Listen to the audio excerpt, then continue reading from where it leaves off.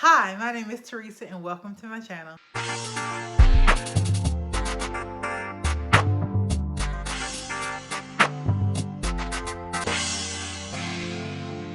So today we're going to talk about interstitial cystitis, or IC. I'm just going to call it IC, but no, we're talking about interstitial cystitis. Whew. So I'm going to start like I did in the fibro video with just talking about what is it. I'm just going to talk about what it is. Mayo Clinic has a good definition, so we'll start there. IC is a chronic condition causing bladder pressure, bladder pain, and sometimes pelvic pain. The pain ranges from mild discomfort to severe pain. The condition is part of a spectrum of diseases known as painful bladder syndrome. The signs and symptoms of IC vary from person to person. If you have IC, your symptoms may also vary over time, periodically flaring in response to common triggers such as menstruation, sitting for a long time, stress, exercise, and sexual activity. IC signs and symptoms include pain in your pelvis or between the vagina and anus in women, pain between the scrotum and anus or perineum in men, chronic pelvic pain, persistent urgent need for urination, frequent urination, often in small amounts throughout the day, up to 60 times a day, pain or discomfort while the bladder fills, and relief after urination, pain during sex. Sometimes severity is different for everyone, and some people may experience symptom-free periods. Although signs and symptoms of IC may resemble those of a chronic urinary tract infection, there's usually no infection. However, sometimes may worsen if a person with IC gets a UTI. Okay, so like whenever I read like the descriptions of the diagnoses that I have, I'm always like, yeah, all of that. Because at one point or another during the past 3 years that I've been diagnosed with IC, I have experienced, 3 years that I've had experienced the symptoms, and about 2.5 since I've been diagnosed. Like all of them. Not always all at once, but all of them. And it's so before I knew what I had, I was doing a lot of things that made it worse. And so I found out after diagnosis about the IC diet, and that did 75% of the heavy lifting. What I also found out from my urogynecologist was that having an irritated bladder can almost be like a negative feedback loop. And so a lot of times the irritation, even if you're doing all things right, the irritation that you're feeling is because you've had irritation recently. And so his goal for me was to get to a point that I had no irritation in my bladder and to keep me there as long as possible so my bladder wouldn't be irritated just for the sake of being irritated. It's almost like having a cut on your leg or something. If you have a cut and it's open, and even though you're not continually cutting yourself, it's still going to hurt. And you just walking around, especially if the cut is near a fold or a crease, you just walking around and living life is going to continue to have the cut be irritated. I don't know if that's making sense or if I'm explaining what I want to explain, but for me, I'm not sure why I got IC. I don't know. I don't like surgery can frequent abdominal surgeries can trigger it. I had my tubes tied in 2018, I believe. That's not right. I had my tubes tied in 2016. I don't know. 2017. I had a C-section. I didn't start having symptoms in 2019. I have no idea why I got it. I never had a UTI. I was checked multiple times for a UTI in the course of 6 months. I never had one. To this day, I don't know that I've ever had a UTI. Sometimes the initiation is triggered by, an overreaction to a UTI. And so there's some speculation that that causes it. I don't know.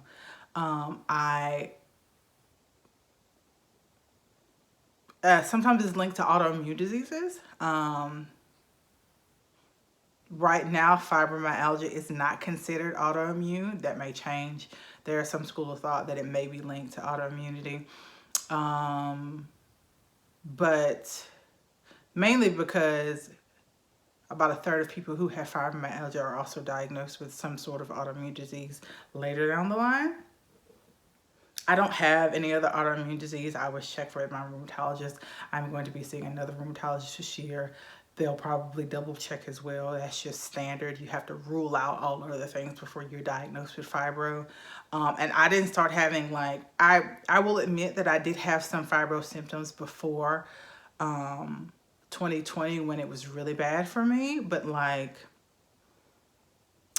during the time that I was dealing with IC, I was not dealing with any of those symptoms. So I don't know why I got IC. I definitely know that I have it. I was diagnosed in 2019 at the end of 20.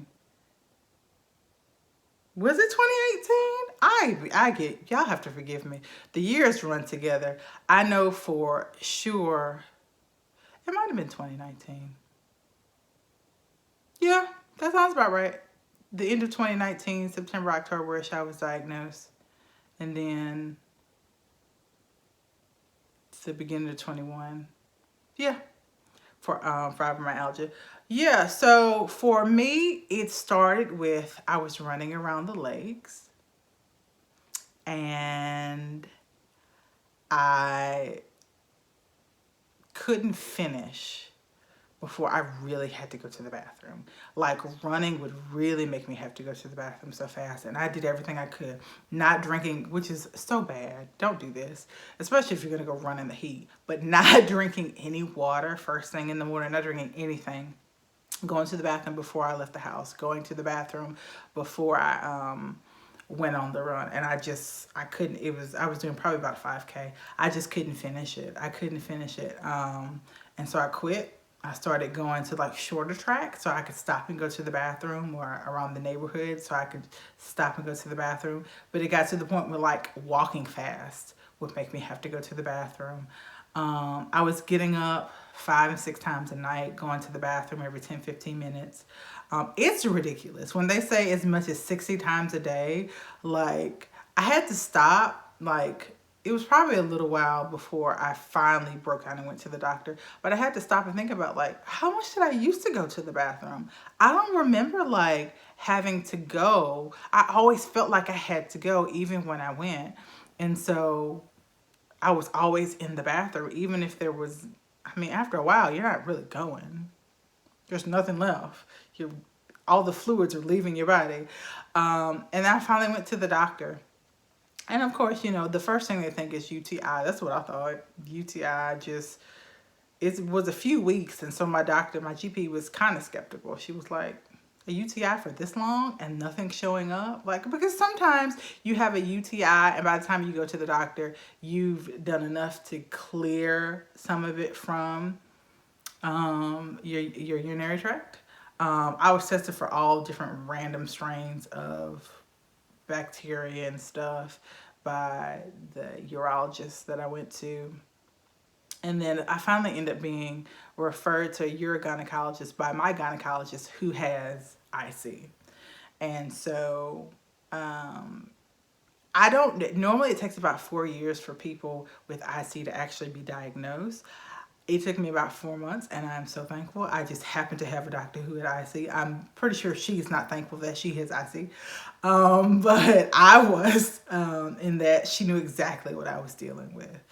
There wasn't a lot of ripping and running and going around in circles. She actually referred me to her doctor, and I was able to get the help that I needed. Medications, so expensive. And I think there's a lot to be said about a disease or a chronic illness that largely affects mostly women, and the medication for it is incredibly expensive. But whatever. I won't get on that soapbox today, but the medication was $90 some a week. And then I was working at the time, so basically my money went to paying for medication. And then I was put on a different medication because the pharmacy stopped buying that medication. It was a designer drug. It had one use. It's for IC, and so because it's for women, it was more expensive, and then it's not needed because it's just for women. Ooh, that's so deep.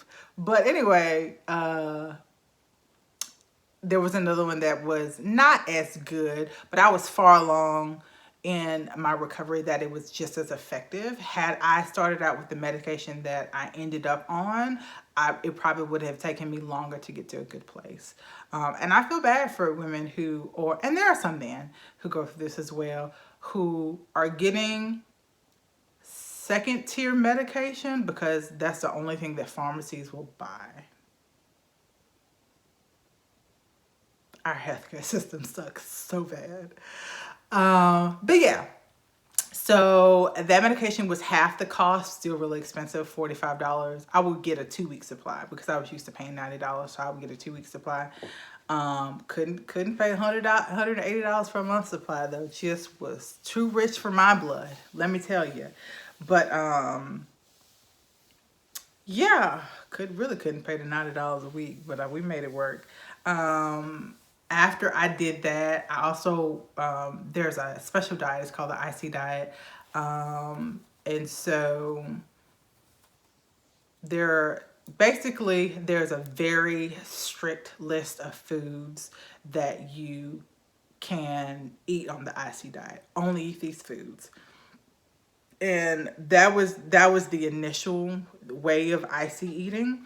What has happened over the years is that most people with IC have certain trigger foods. And so I used the IC diet as a starting point, the medication to help me get to a point where it was safe for me to try other foods. And then I tried some other foods. There will be things that I can never eat again. I will never eat a fresh tomato salad again. I mean, I can eat it, but I'll be in pain afterwards, so that's dumb. I can't eat tomato paste, but I can eat cooked tomatoes as long as they've been cooked. Cooked where they're no longer like bright red to the like that kind of burgundy that they get. Almost to tomato paste, which makes no sense, so I can't have tomato paste, but whatever. It may be something they put in it. I don't know. Red wine, no, cannot at all. Hot tea. Most herbal teas, green tea, black tea, red tea, white tea, most herbal teas. There's one tea, it's a throat coat tea that I can drink. I mean, there are just some things that I will never be able to have, but I talked about in the last video with IBS symptoms that come along with fibromyalgia, and there were only certain foods that I could eat with fibromyalgia. Even before that, there were only certain foods that I could eat with IC. When fibro started, that list got smaller, and then I am at a better place than I was before, but like there are certain preparations of food and certain foods in general that I just, right now in my life, I cannot eat and have a happy stomach and bladder. So yeah, it's fun. Like the Venn diagram of where those two food sensitivities kind of cross over. The part in the middle has gotten a little bit bigger as I've learned how to navigate chronic illness, but yeah, it still ain't what it was. So yeah, I see it's a booger. Right now, I am generally good. I know how to eat for me. I know what things to avoid for me. Stress is a trigger. Sleeplessness is a trigger, which is also something that happens with fibromyalgia. There's just some things that you got to do just to feel healthy and be healthy when you're dealing with IC.